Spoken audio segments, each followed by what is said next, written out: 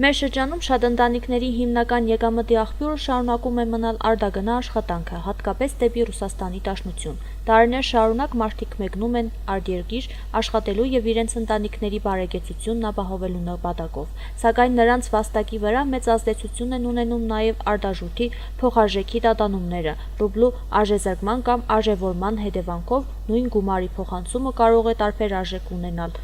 Հայաստանում կամ Վրաստանում, ինչն անմիջականորեն անդրադառնում է ընտանիքների եկամուտների եւ առօրյա կյանքի վրա։ Այս իրավիճակը մտահոգում է բազմաթիվ ընտանիքների, որոնք իրենց հույսը կապում են արտագնա աշխատանքի հետ։ Աղջիկ ջան, իսկ սաղն է գիտեն, աշխատի ճամփեգը։ Մեմ գելը մեմ գիշնի, մեմ տուժվիգը մեմ շայինգը, այդ ման է, ինչ են, աշխարհին դերությունն է, հենար չակայել։ Դա խաղ է, թանկեգը, բենզինը, պրոդուկտը, թանկը, վերգելեն, վարգիչնեն, այս փողն է դոր հետ կապ ունի, չէ։